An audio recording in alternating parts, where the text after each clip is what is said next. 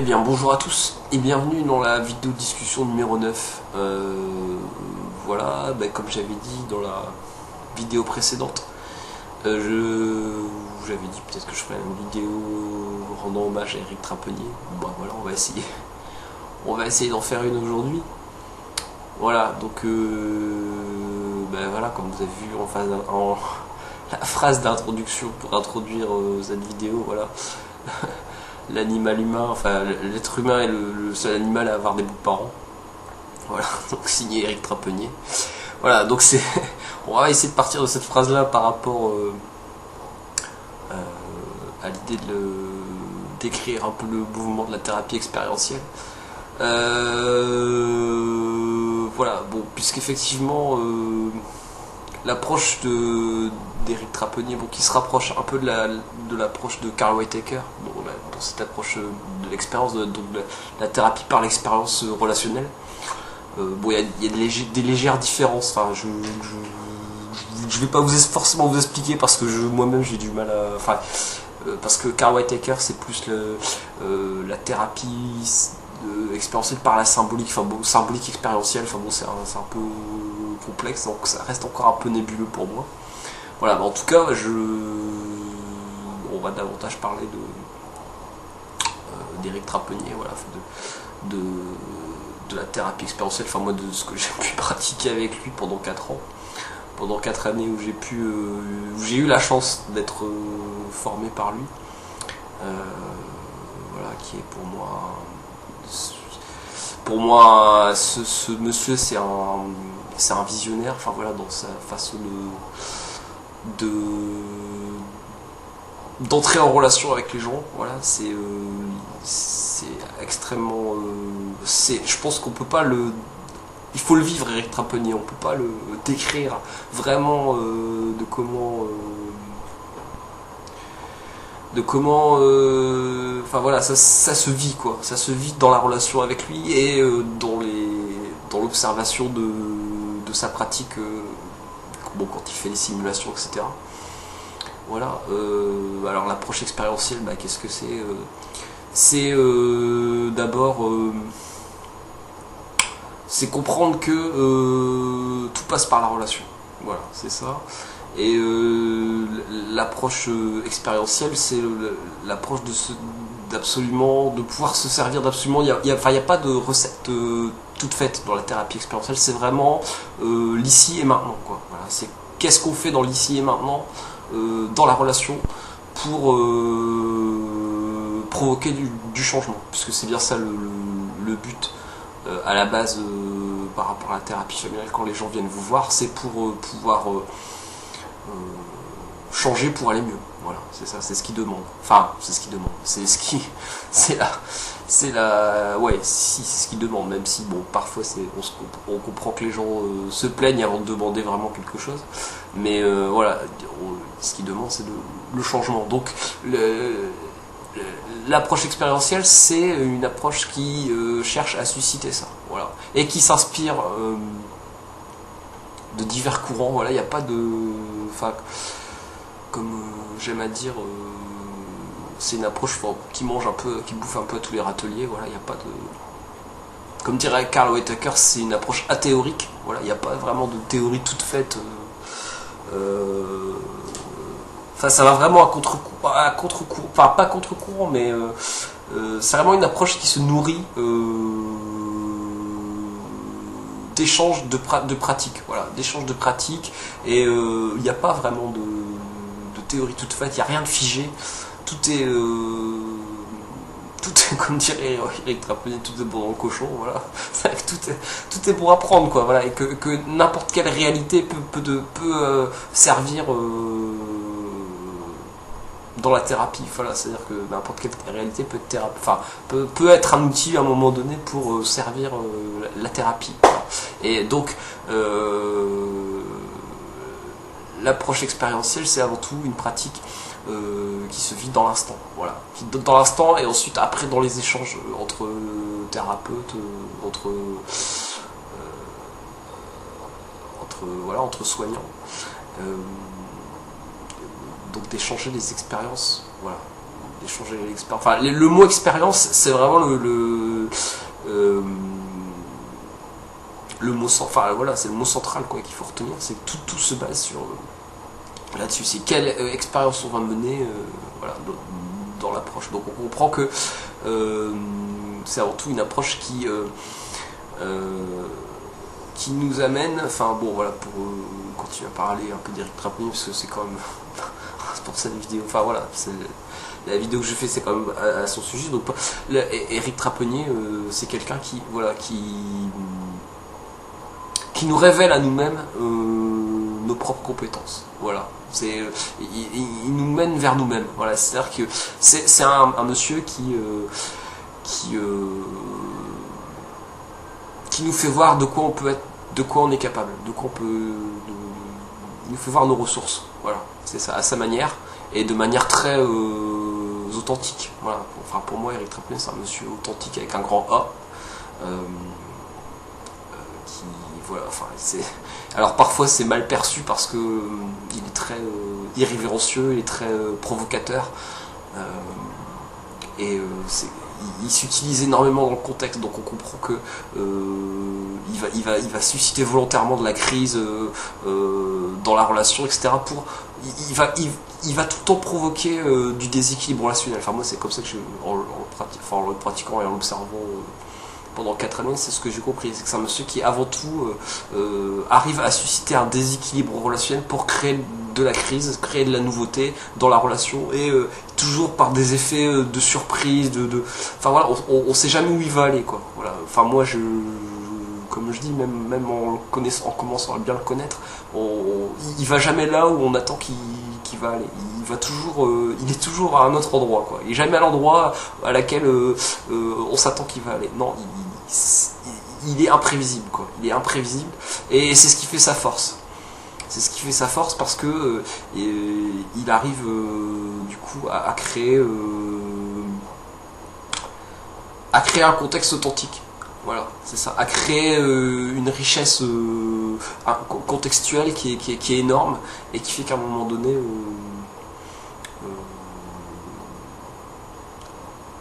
il va arriver justement dans cette logique du déséquilibre relationnel à provoquer du changement. Voilà, enfin moi c'est comme ça que je comprends Éric Trapenier. Voilà. Donc aujourd'hui, bon voilà, je voulais lui rendre hommage parce qu'effectivement pour moi c'est quelqu'un qui compte. Beaucoup dans ma vie. Il a été vraiment catalyseur de quelque chose, enfin voilà, dans ce que je suis devenu, parce que j'ai compris que enfin j'ai compris grâce à lui, voilà, toute l'idée de la comédie dans la comédie sociale dans laquelle on est, quoi, parce qu'on comprend que la formation en thérapie familiale, enfin en tout cas la formation dirigée par Éric Trapenier, finalement c'est un... Bon déjà c'est un groupe de thérapie. C'est-à-dire pour moi c'est de la thérapie de groupe. Très plus ou moins violente, voilà. C'est vrai que parfois les gens ont du mal à supporter le contexte et Éric Trapenier a une telle faculté à renvoyer les choses que parfois les gens le reçoivent le prennent mal, quoi, donc du coup, enfin, qui supportent pas, donc du coup ils poursuivent pas la formation, ils arrêtent en cours de route. Voilà. Mais en tout cas, voilà, enfin, comment dire, non, je me suis un peu planté là. Donc, je parlais, oui, de la thérapie de groupe. Donc, c'est avant tout une thérapie de groupe. Et on comprend que l'idée, c'est d'apprendre un peu à jouer la comédie, quoi. C'est ça. C'est-à-dire qu'en tant que... C'est vraiment l'idée de s'utiliser. Voilà, c'est ça. Moi, c'est ce que j'ai compris. C'est pouvoir s'utiliser nous-mêmes dans le contexte pour être aidant, pour aider les gens. Voilà. Et dans une logique un peu paradoxale qui est de dire... Enfin, de pouvoir se mettre dans une position d'incompétence pour rendre les gens compétents. Ce qui est extrêmement complexe par rapport à une posture, par rapport à la posture qu'on doit prendre. Mais on est toujours sur le fil, quoi. C'est toujours un peu comme sur le fil d'un funambule, quoi. On est toujours encore une fois dans cette logique de déséquilibre relationnel. C'est toujours sur le fil. C'est toujours sur le fil et mais en même temps c'est super riche parce que moi j'ai compris une chose qui est essentielle dans la relation, enfin grâce à cette formation, c'est que euh, quelle que soit la personne qu'on a en face de nous, on peut grandir dans la relation. Voilà, c'est-à-dire que chaque échange qu'on peut avoir à n'importe quel être humain, ça nous fait grandir dans la relation, ça nous fait grandir nous-mêmes en grandissant avec l'autre. Encore une fois, dans le principe de la dialectique, voilà, c'est ça, quoi. On grandit, quelle que soit la personne qui est en face de nous, on grandit, ça nous fait grandir de par l'expérience qu'on va en tirer de la relation qu'on va avoir avec la personne qu'on a en face de nous. Voilà, et ça c'est vraiment quelque chose de magique parce que du coup on prend énormément de plaisir à entrer en relation avec les gens. Voilà, et que ce soit dans notre vie professionnelle, dans notre vie personnelle, voilà, peu importe, dans tous les aspects de notre vie, ça change complètement la donne au niveau de comment on perçoit la relation avec les autres. Voilà, c'est extrêmement enrichissant. Voilà, donc c'est effectivement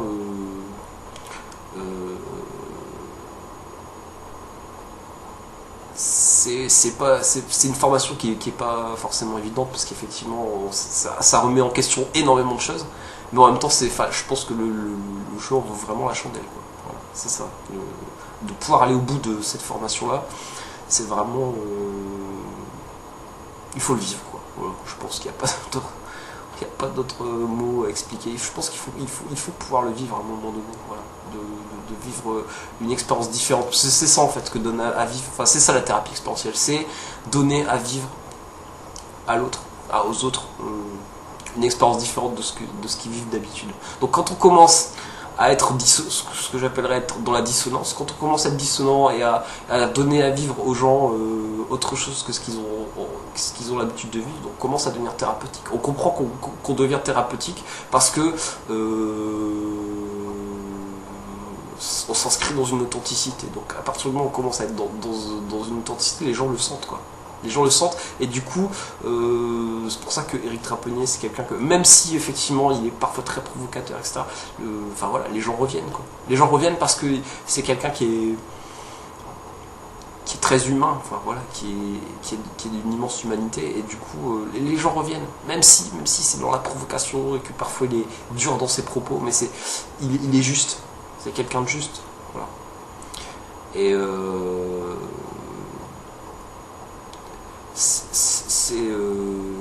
encore une fois, pour moi je pense que ce monsieur c'est un visionnaire, il voit les choses de manière très claire, et du coup forcément il plaît pas forcément à tout le monde, puisque voilà, il y a des gens qui disent que ce monsieur c'est un imposteur. Non, pour moi c'est pas un imposteur. Je pense que ceux qui le perçoivent comme imposteur, c'est que eux-mêmes ne perçoivent pas leur propre imposture par rapport au système. Voilà, moi c'est ce que je pense. C'est absolument pas un imposteur, Éric Trapenier. C'est avant tout un visionnaire. Voilà. Et quelqu'un de très authentique, avec un très grand A. Voilà. Voilà tout ce que je peux dire sur Éric Trapenier. Bon, par rapport à la thérapie expérientielle, effectivement, donc c'est un des rares thérapeutes vivants, on va dire, à avoir connu aussi les mouvements, enfin les gens de Palo Alto, etc., machin, à avoir croisé ces gens-là. Donc du coup, c'est quelqu'un de précieux, Éric Trapenier, pour moi. Dans le fait de pouvoir le rencontrer, quoi. Voilà, de pouvoir à un moment donné rencontrer quelqu'un comme lui, c'est précieux. Donc du coup, ce sont les souvenirs que j'aurai avec lui, que je garde de lui, c'est quelque chose de précieux. Voilà.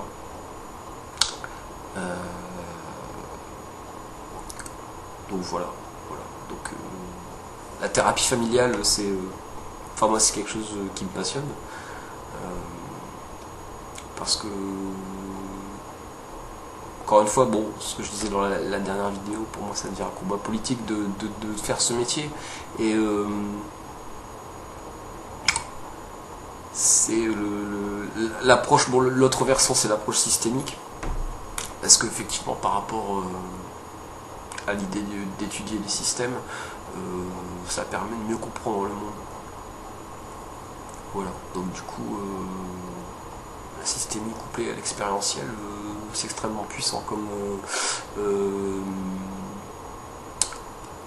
quand on commence à comprendre les logiques de ces deux mouvements, le mouvement de la systémie et le mouvement expérientiel, on comprend que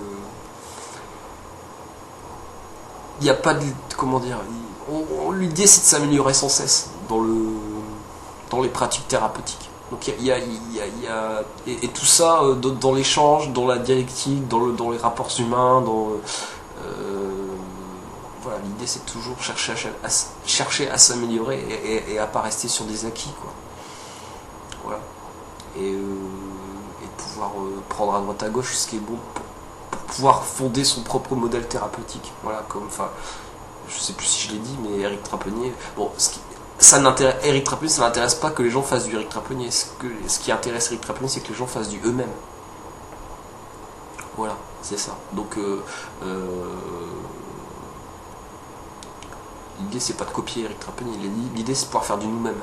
Et pouvoir faire du nous-mêmes, c'est comprendre que justement, il faut pouvoir aller chercher les outils qui nous intéressent et quand même étudier, je veux dire, prendre connaissance de tous les outils qui existent, mais même s'il y en a qu'on s'en sert pas, voilà, enfin vraiment d'aller piocher, d'aller prendre là, ce qui nous intéresse, enfin moi j'ai compris que par rapport aux outils thérapeutiques, par rapport à tous les outils thérapeutiques qui peuvent exister, on va chercher ceux qui résonnent en nous, quoi. C'est ce que j'ai compris. On va chercher ceux qui vont résonner par rapport à notre propre personnalité, par rapport à notre propre histoire.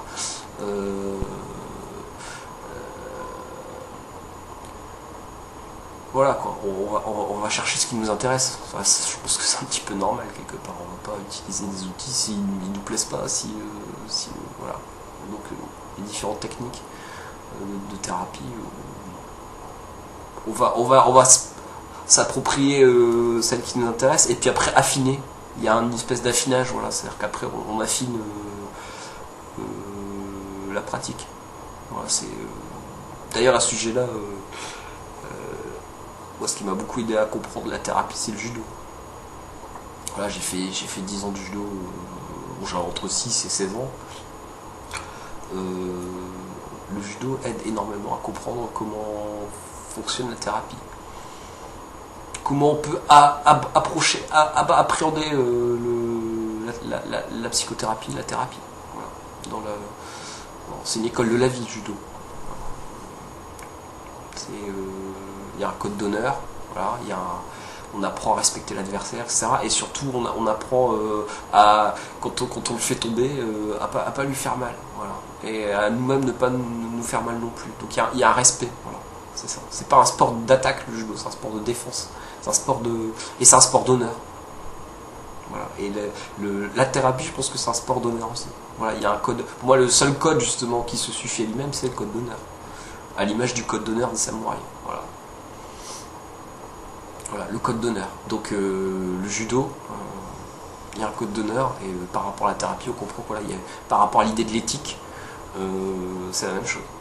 Voilà, je pense que la thérapie, c'est aussi l'art de la thérapie, c'est l'art de ne pas de tout faire pour que le patient ne perde jamais la face.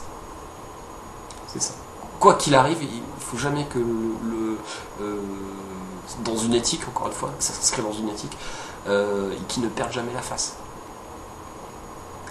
Voilà, et qu'il puisse toujours, enfin, dans l'idée de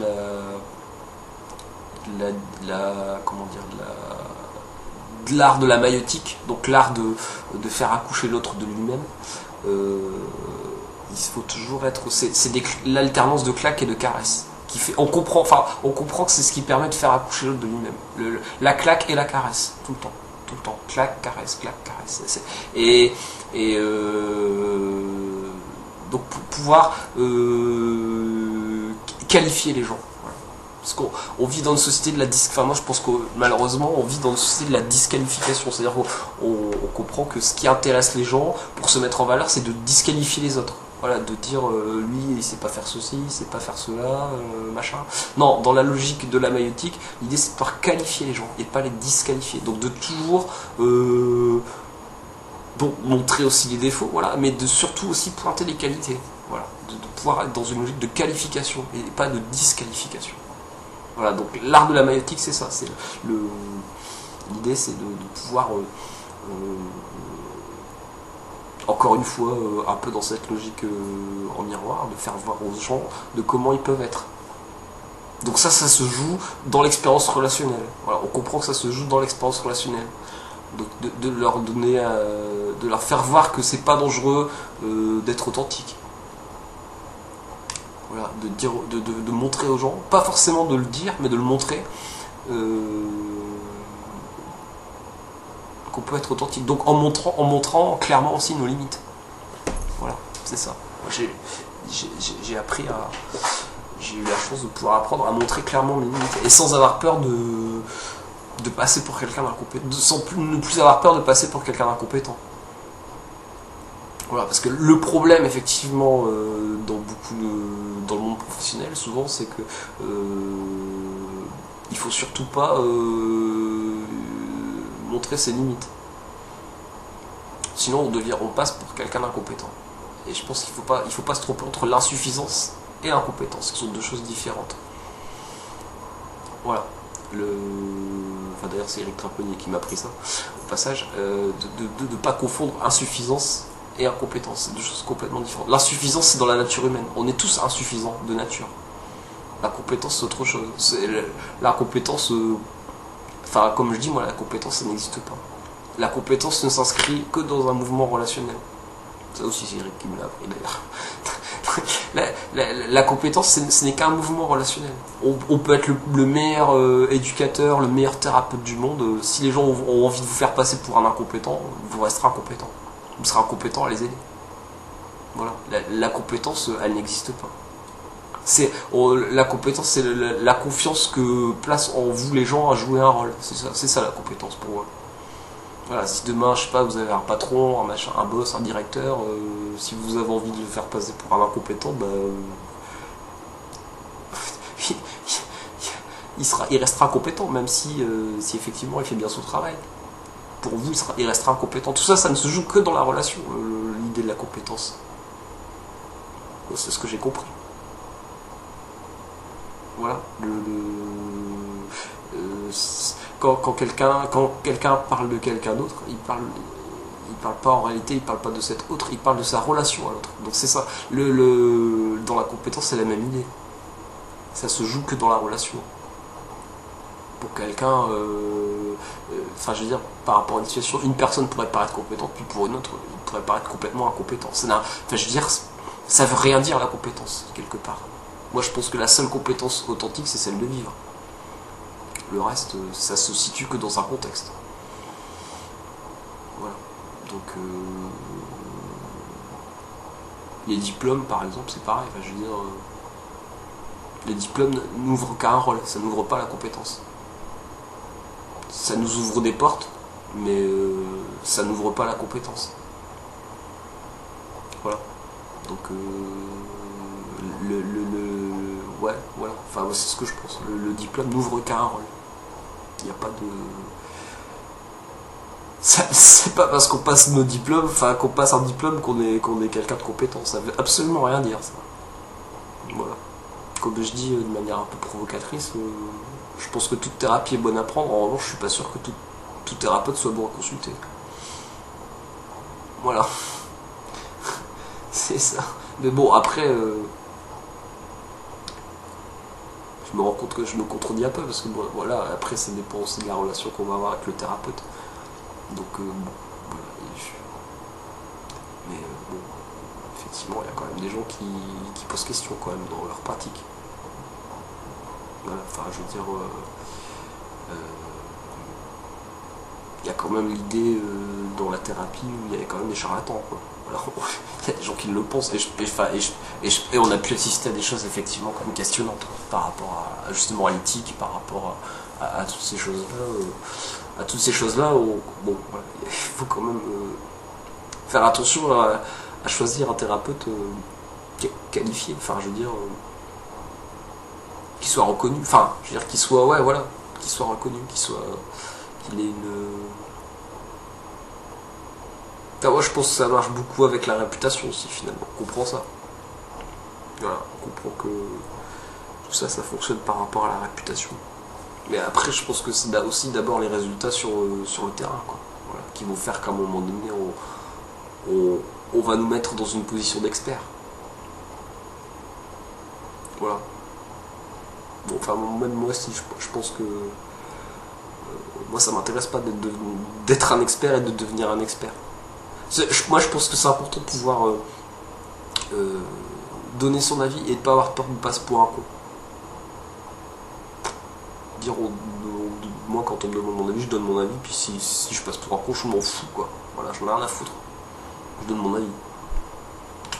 Voilà, c'est l'expertise en thérapie, c'est pas forcément, c'est pas ça sert. On comprend que ça sert pas en fait. Enfin, ça nous dessert plutôt qu'autre chose. Parce que il faut surtout pas être parfait, quoi. Moi, je le pense. Il faut surtout pas. Il faut montrer, précisément, je trouve que la thérapie expérientielle, c'est ça.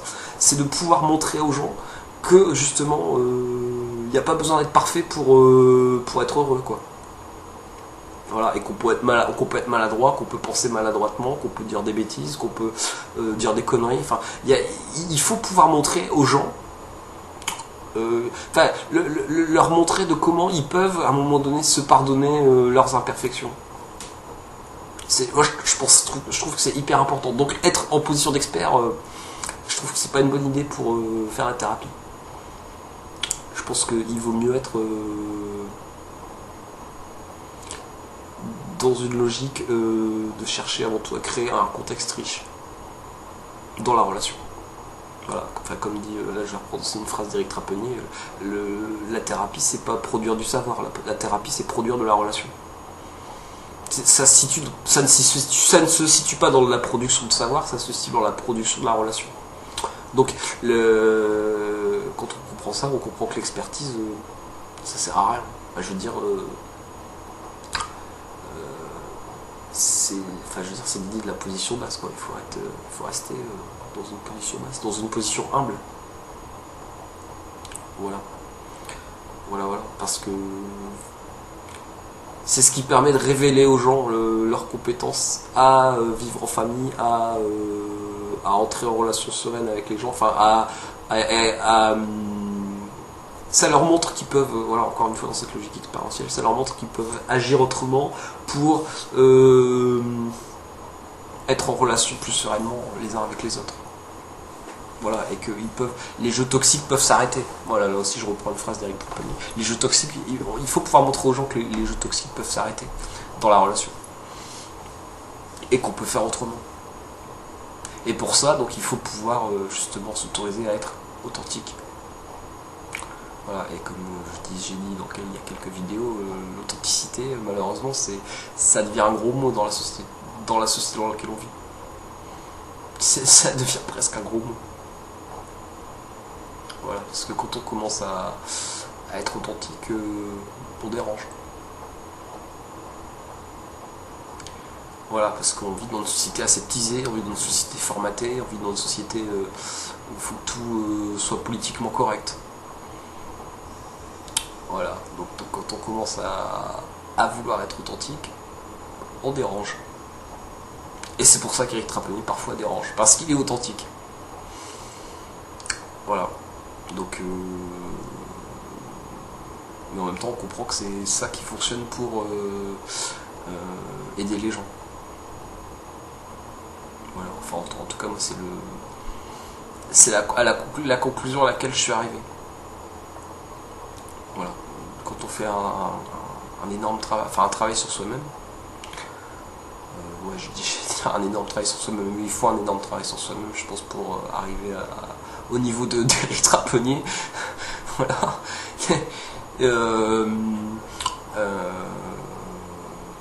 Quand on en arrive à cette conclusion là, quoi, par rapport à ce travail sur soi-même. Il faut pouvoir oser être soi-même pour être heureux. De ne pas être derrière un masque. Ce qui fait la force d'Éric Trapenier, c'est que il parle derrière l'image sociale des gens. Il leur parle, les gens leur parlent avec une image, lui il parle derrière leur masque, derrière le masque des gens. Voilà, c'est ce qui fait sa force. Et il parle à l'être humain qui est caché derrière. Il parle à son cœur, il parle à son esprit, il parle et il fait tomber les masques. Voilà, en permanence, tout le temps. Tout le temps. Et donc quand on comprend ça, quand on le vit avec lui en tant qu'élève, bah on commence à nous-mêmes faire tomber nos propres masques et on commence à se révéler et à devenir nous-mêmes. Voilà, à oser devenir nous-mêmes. Donc on comprend que sa formation, c'est un chemin vers nous-mêmes. C'est une rencontre authentique avec nous-mêmes. De dire, bah tiens, qui on est, quoi. Voilà. Et dans cette idée de pouvoir se connaître vraiment sur le bout des ongles, jusqu'au bout des... Enfin voilà, de se connaître par cœur pour pouvoir s'utiliser dans le contexte. Parce que si on ne se connaît pas par cœur, on ne peut pas vraiment s'utiliser dans le contexte de manière efficace. Parce que s'il y a des choses qu'on ignore de nous-mêmes, on va être pris à un moment donné dans des espèces de conflits psychiques avec les autres, d'inconscient à inconscient.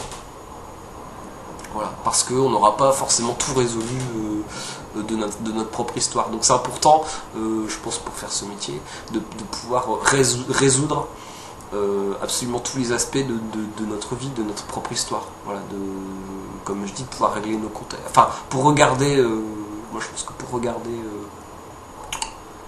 vers l'avenir, il faut d'abord pouvoir régler nos comptes avec le passé. C'est important, pour pouvoir regarder sereinement l'avenir.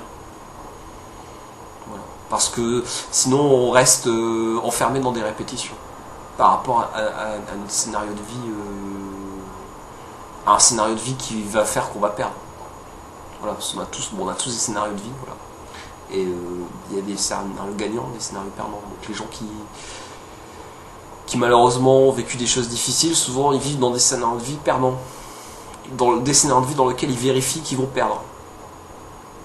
Voilà, donc du coup, il faut pouvoir casser ces logiques-là, prendre conscience, avoir conscience de son scénario de vie, de A à Z, voilà, de notre naissance jusqu'au moment, jusqu'au temps présent, et de savoir ce qui s'y joue. Et à un moment donné, de pouvoir regarder aussi dans l'arrière-scène, voilà, de voir un peu ce qui se passe, comment ça fonctionne, comment on fonctionne. Et quand on a compris ça, on peut, du coup, comment dire, on peut s'autoriser à changer le script. Voilà. Là, je vais reprendre une parole. Je ne sais plus qui avait dit ça en formation.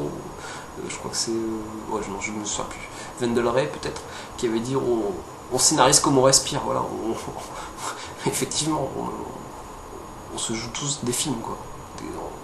On se joue des films comme on respire. Et donc l'idée, c'est comment modifier le script pour justement ne plus être dans des scénarios perdants, mais être dans des scénarios gagnants. Et sans faire perdre les autres. Voilà, c'est ça, encore une fois, dans cette idée de l'éthique. L'idée, c'est d'être gagnant, mais sans faire perdre pour autant les autres. Voilà. D'ailleurs, moi je pense qu'entre parenthèses, c'est bien d'être dans un scénario non gagnant et non perdant. C'est être dans un scénario match nul, quoi. Enfin voilà, dans la relation, moi j'aime bien l'idée de. Je pense souvent l'image des échecs, du jeu d'échecs. La relation saine, c'est quand le match se termine par impasse, c'est-à-dire qu'il reste que les deux rois sur l'échiquier. Et on peut jouer à l'infini, puisque les deux rois sur l'échiquier, il n'y en a aucun qui peut gagner la partie. Donc c'est impasse, c'est match nul. Et pour moi, c'est ça la relation saine, c'est le match nul, c'est le patte aux échecs. Voilà. Mais pour ça, il faut pour arriver au patte relationnel, le patte aux échecs, voilà, avec juste les deux rois sur l'échiquier, il faut pouvoir enlever que chacun puisse éliminer la défense de l'autre. Les défenses de l'autre, voilà, donc les pions, les fous, les tours, etc., la reine, voilà, il faut pouvoir abattre chaque pion et chaque défense. Et ça demande énormément de temps. On comprend que ça demande énormément de temps. Parce que quand on se connaît pas, forcément, on est plus ou moins méfiant. C'est un peu normal, on se protège. Voilà, donc, mais quand on apprend à se connaître, au bout d'un moment, on s'ouvre. Et donc du coup, nos défenses, elles vont petit à petit, elles tombent. Voilà. Et puis à la fin, on arrive à une relation complètement saine et sereine et on peut s'épanouir dans la relation. Chacun peut s'épanouir dans la relation. Et quand je dis ça, peu importe le type de relation, enfin j'ai dit relation amicale, relation amoureuse, voilà, relation professionnelle, il n'y a pas de... Peu importe le contexte, quoi, je veux dire, c'est valable dans n'importe quel contexte ce que je dis là. Voilà, l'idée d'un moment donné de que chacun puisse se faire confiance. Voilà. Mais entre parenthèses, concernant la relation amoureuse, je pense qu'il est important, c'est de quasiment faire une confiance aveugle à l'autre. À un moment donné, on comprend, c'est de fermer les yeux, un peu de se fermer les yeux, et on se laisse tomber dans notre propre vide, quoi. Voilà. Et on fait confiance à l'autre, on sait que l'autre va nous rattraper à un moment donné. Bon, je pense que c'est ça la relation,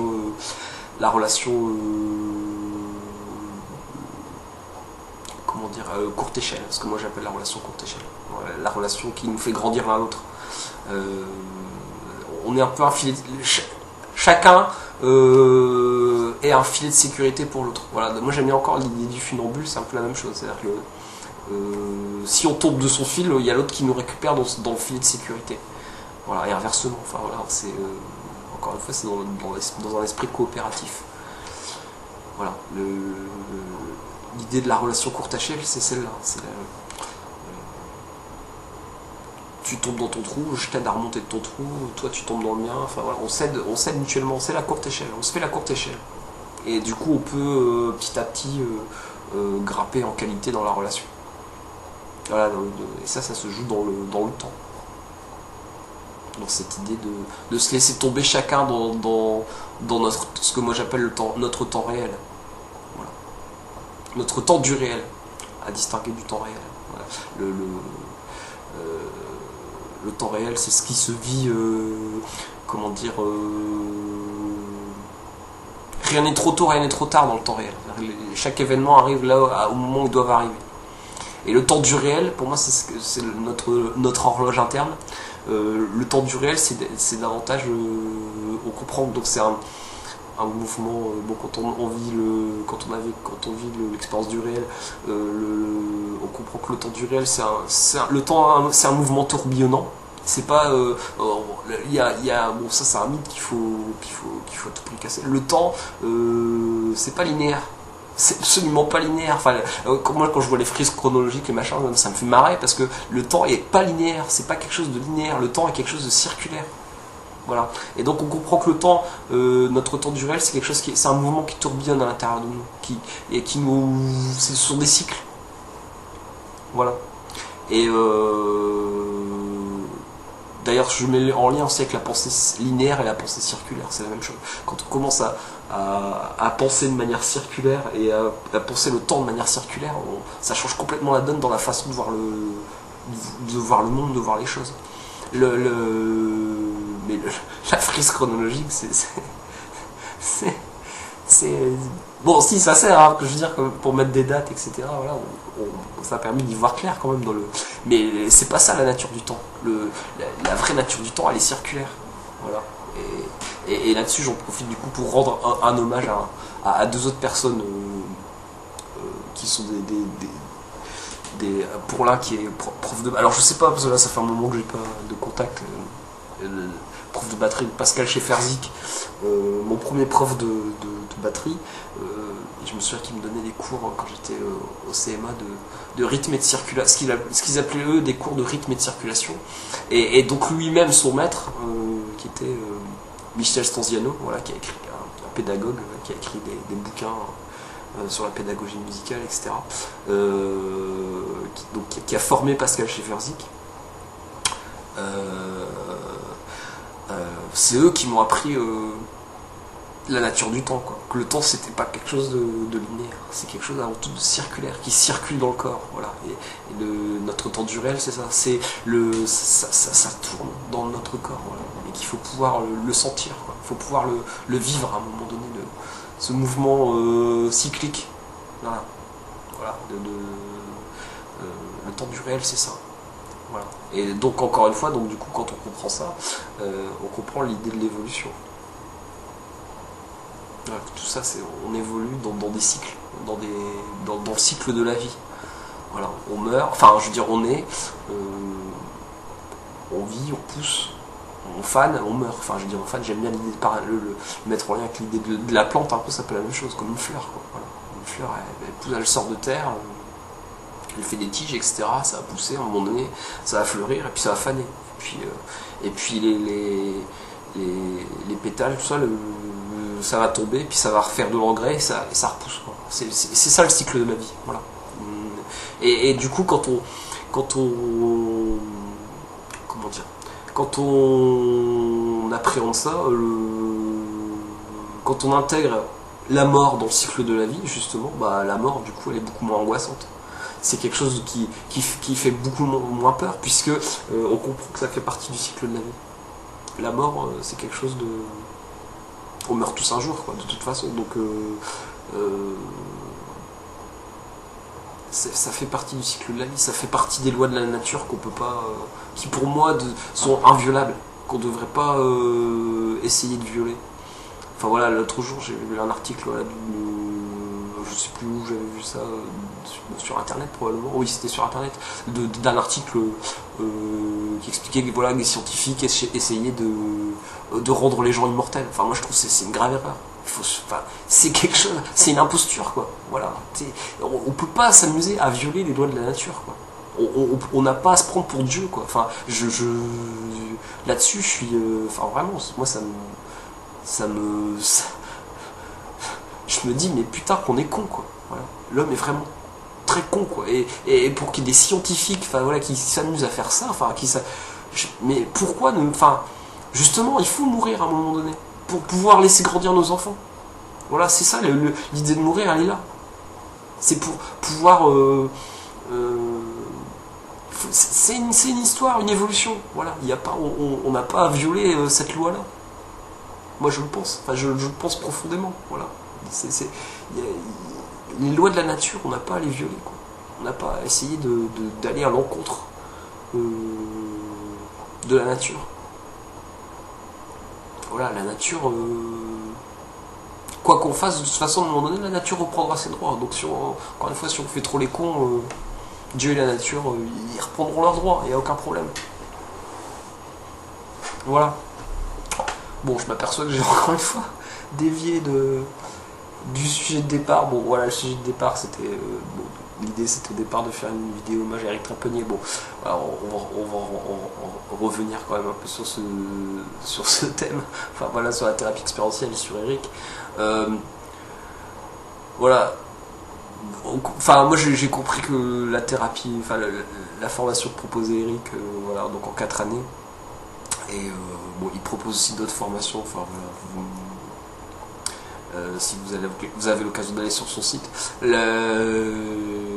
comprend que c'est une école de la vie, quoi. Voilà, et que ce que donne à vivre l'institution d'Éric Trapenier, elle nous donne à vivre ce que devraient donner à vivre toutes les institutions, c'est-à-dire l'émancipation. Voilà, c'est ce qu'il faut comprendre. Moi, c'est ce que m'a donné à vivre cette institution, c'est la posture authentique de l'émancipation, de donner à l'occasion quand on est quand on fait partie d'une institution, de nous donner l'occasion de nous émanciper de cette institution. Donc là, on comprend que c'est absolument pas une imposture, quoi. C'est vraiment la posture authentique que doit avoir chaque institution. Enfin voilà, que ce soit l'école, enfin si on vient parler du travail social, les foyers, etc. Enfin, l'idée c'est d'autonomiser les gens, quoi. La posture authentique, c'est celle-là, c'est pas justement de tout faire pour les rendre dépendants ou je ne sais quoi. Enfin, non, la posture authentique, c'est celle qui rend les gens autonomes, pas celle qui les rend dépendants, justement. Voilà. Et quand on comprend que, pour dire deux mots du travail social, quand on comprend que tout se met en place justement pour ne pas pour pas que les gens s'autonomisent, parce que justement dans cette logique, pour en venir à l'idée de la qualification, de la disqualification, on nous apprend en permanence à disqualifier les gens et pas à les qualifier. On nous a, enfin le travail. Moi j'ai compris que le métier d'éducateur spécialisé, à aucun moment on nous apprend à qualifier les gens. On nous apprend à les disqualifier pour qu'ils restent victimes, pour qu'ils restent pauvres, pour qu'ils restent voilà. Faut pas les autonomiser. On nous demande pas d'autonomiser les gens en réalité. On nous demande de les disqualifier pour les rendre dépendants du système. Voilà. Et pour les rares, les rares qui s'en sortent, qui redeviennent des esclaves actifs. Voilà, quand on comprend ça, on se dit mais putain, c'est vraiment une putain d'imposture, quoi. Voilà, c'est ça, il y a vraiment une imposture totale du système. Voilà, et voilà, et souvent quand je dis ça, bah, quand je commence à expliquer ça, les gens comprennent pas. Mais c'est pas grave, hein, j'ai fait le deuil de. Là aussi, hein, enfin je veux dire, moi j'ai fait le deuil de. D'être compris, quoi. Je m'en fous, enfin, maintenant je suis arrivé à un stade où j'en ai plus rien à foutre, quoi. Je dis les choses que j'ai envie de dire, si je suis pas compris, c'est pas grave. Les gens en prennent, les gens en laissent, quoi. Donc on me comprend, c'est bien, on me comprend pas, bah, c'est bien aussi. Voilà. Parce que on comprend que mener le combat politique, enfin mener un combat politique authentique, c'est prêcher dans un désert, quoi. Ça, faut le comprendre aussi, quoi. Voilà, c'est prêcher dans un désert. Ça c'est clair, quoi. Enfin voilà, ça c'est évident. C'est encore une fois le combat politique authentique. Il se mène seul. Il n'y a pas il n'y a pas de il n'y a pas d'autre chemin, quoi. Voilà, c'est ce que j'ai compris. Mais en même temps, c'est un combat intéressant parce que du coup, on comprend que ça nous individue. Enfin, ça nous permet de nous individuer, de mener ce genre de combat. On comprend ça. Donc du coup, on comprend que c'est super riche parce que ça nous, enfin, ça s'inscrit dans une éthique, dans une philosophie, ça s'inscrit dans plein de choses et on comprend que du coup, et on comprend que c'est un chemin vers nous-mêmes en réalité. Voilà, c'est ça. Et que bah, les gens qui me comprennent, et bah, quand les gens, je constate que les gens me comprennent, bah, ça me rend heureux. Enfin, je veux dire, ça me fait ouais, ça me touche et ça me fait plaisir, quoi. Voilà, donc du coup je me dis tiens, au moins je raconte pas que des conneries, quoi. Non. Bon, je sais, même si j'en raconte aussi dans le moment, hein, voilà. Comme tout être humain finalement, qui ne raconte pas des conneries, quoi. C'est ça, enfin je veux dire, on raconte tous des conneries. Voilà, mais bon, c'est ce qui c'est la vie, quoi. Voilà, on comprend que bah, c'est ça la vie, quoi. Que la vie, j'allais dire la vie c'est une vaste connerie, mais bon, non, la vie n'est pas une connerie, la vie est un cadeau. Mais bon, c'est vrai que l'homme de la société de consommation a tendance à la remplir de conneries, quoi. Donc, ce qui fait que quand on parle, on ne fait que refléter, renvoyer notre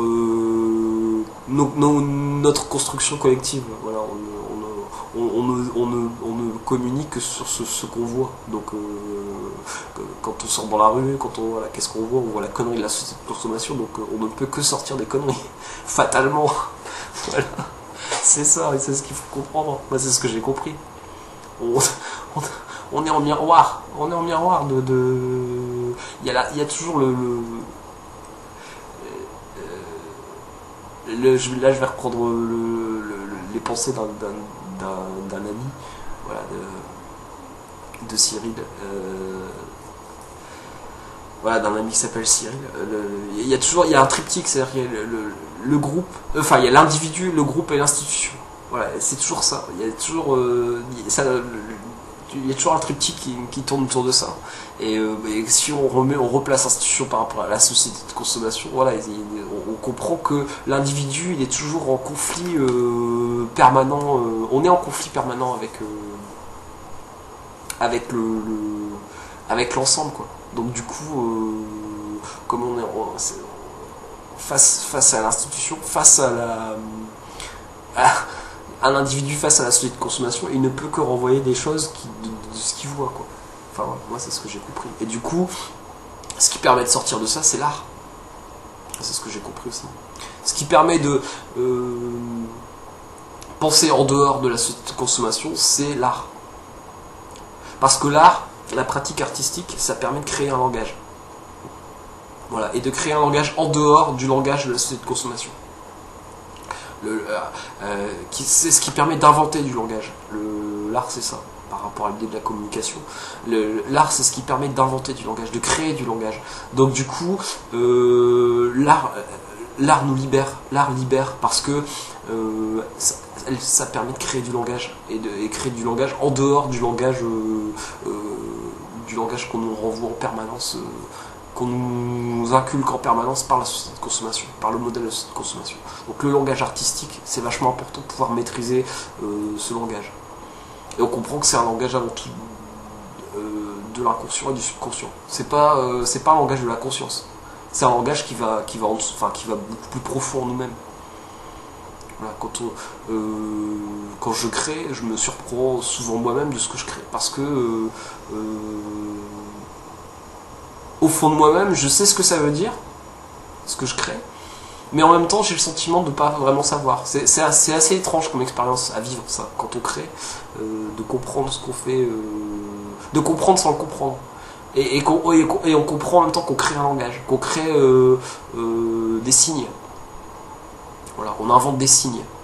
C'est ça, ça se rapproche de l'idée un peu de la linguistique. On invente des signes. Voilà, des signes inédits dans le geste de création. Et du coup, le geste de création, on comprend que c'est quelque chose du coup de très grisant, puisqu'on se construit nous-mêmes. Voilà, donc on ne se construit plus en fonction du modèle de la société de consommation, en fonction de l'acte de posséder. On se crée en fonction de notre propre création. On devient notre propre outil pour créer du nous-mêmes. Voilà, c'est ça l'art pour moi. On se crée nous-mêmes. C'est une construction de nous en temps réel. Voilà, pour en revenir à l'idée du temps réel. La création artistique, c'est ça. C'est la création de nous-mêmes en temps réel. Voilà, donc plus on se raconte nous-mêmes. C'est ça la création artistique. On comprend que on se raconte une histoire à nous-mêmes. Voilà. Et tiens, d'ailleurs, dans cette histoire dans l'idée de l'histoire à nous-mêmes, ça me renvoie à l'idée de la thérapie narrative, voilà, qui est aussi un mouvement, un des nombreux mouvements de la thérapie familiale, la thérapie narrative, de comprendre que ce qui est extrêmement thérapeutique aussi, c'est de pouvoir noyer la souffrance dans la narration, dans l'histoire. Et que plus on la recycle, plus on la rescénarise dans l'histoire, et plus elle se vit comme quelque chose qui quelque part ne fait plus souffrir, mais qui au contraire nous sert d'expérience pour affronter l'avenir. Voilà. Donc la souffrance ne fait plus souffrir, elle devient un outil pour... on s'en sert comme d'une expérience riche pour appréhender la vie. Voilà. Et donc du coup ça s'inscrit dans ce fameux mécanisme de la résilience. Voilà, de comprendre que la souffrance devient ce qui fait souffrir, ce qui nous a fait souffrir devient un outil pour s'autonomiser, pour se différencier et pour grandir. Voilà, et s'autonomiser quoi. Voilà, c'est ça. Voilà, donc et qu'au bout de tout ça, donc on comprend effectivement qu'au bout de la psychothérapie, il ne reste que l'acte de création. Voilà, il reste rien d'autre. Il n'y a rien d'autre à faire, puisque au bout de nous-mêmes, il n'y a rien. C'est ça qu'il faut comprendre, que quand on fait de l'introspection, au bout de nous-mêmes, il n'y a rien. C'est le vide. Il y a un vide. Et ce vide-là, il y a juste à le remplir. Donc à nous de savoir comment on veut le remplir. Est-ce qu'on le remplit, on continue à le remplir dans nos souffrances, dans les répétitions de nos souffrances, dans la répétition de nos scénarios de vie qui nous font perdre, ou est-ce qu'on le remplit autrement et dans du plaisir de vivre, voilà. Donc pour moi, je pense que l'idée de la psychothérapie, c'est ça. Pas de la psychothérapie, mais de la résilience. L'idée, c'est ça. Voilà, quand on arrive au bout de nous-mêmes, on comprend qu'il n'y a rien. Qu'est-ce qu'on s'autorise à faire pour que ce rien devienne agréable à vivre, quoi. Voilà, donc du coup on comprend que le destin ne se subit pas, le destin se forge. Il faut pouvoir se forger son propre destin. Il n'y a pas de secret, quoi. Il n'y a rien d'autre, quoi. Voilà. Et tout ça ne passe que par le travail. Voilà, le travail qui est quelque chose d'extrêmement libérateur. Puisque ça aussi, le travail, que ce soit le travail artistique, le travail de tous les jours, ça nous libère. Voilà. D'où la violence du chômage. Voilà, les gens, quand ils sont chômeurs, c'est extrêmement violent, puisque non seulement ils se sentent inutiles, mais en plus ils sont enfermés quelque part, ils sont emprisonnés, parce qu'ils justement ils peuvent pas travailler, ils peuvent pas se libérer d'eux-mêmes. Voilà, donc c'est important de pouvoir être en activité, pouvoir pour justement grandir perpétuellement, évoluer, etc. Enfin voilà, c'est essentiel. Donc quand on empêche les gens de grandir, quand on les réduit à des victimes, etc. Enfin voilà, les gens qui s'amusent à réduire d'autres personnes, enfin je trouve ça très très violent. Moi c'est la chose que je supporte le moins.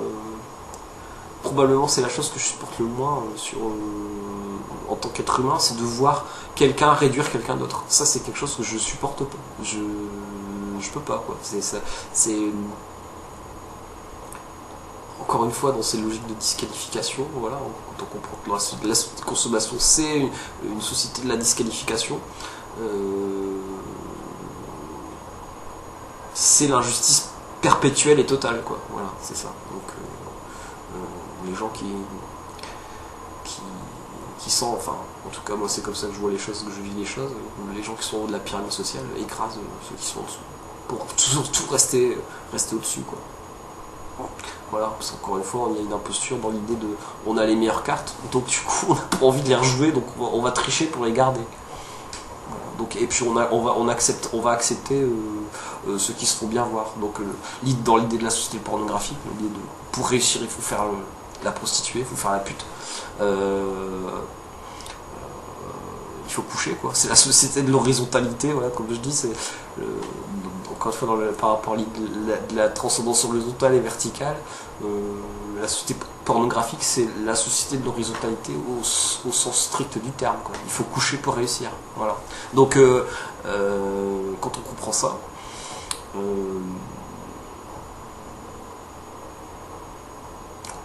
on comprend qu'il faut se créer soi-même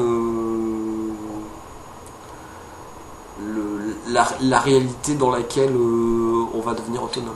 Il ne faut pas attendre après qui que ce soit. Si on veut pas se vendre, si on veut pas faire la pute, justement. Voilà. Et encore une fois, quand je dis ça, je trouve ça insultant pour les putes, parce que les putes, elles le font jamais, elles le font rarement par choix, elles le font souvent par nécessité. Voilà. Donc il faut pouvoir s'autonomiser. Et c'est sans doute ce qui est le plus dur à faire dans la société de consommation, qui est en réalité une société qui nous rend esclaves. Qui nous rend esclaves de consommer, justement. Voilà. Et que quand on commence à vouloir sortir de toutes ces logiques-là, on comprend. Voilà, enfin je l'ai déjà dit, hein, on comprend qu'on dérange. Voilà, bon, sur ce, voilà, je voulais faire une vidéo hommage au sujet d'Éric Trapenier. Bon, du coup, ça a dévié encore une fois un peu par rapport à la société. Mais bon, c'est un peu une suite logique quelque part, puisque bon, voilà, par rapport à la systémie, etc. Donc, du coup, forcément, et à l'idée du combat politique par rapport aux familles, forcément, bon, ça dérive. Je dérive, voilà, je suis un bateau à la dérive. Ça c'est ça. Voilà, donc je me rends compte que je dérive souvent, mais bon, c'est comme ça. Donc voilà, écoutez, je vous dis à la prochaine fois donc pour la vidéo discussion numéro 10 donc sur la chaîne LV888. Allez, ciao, salut.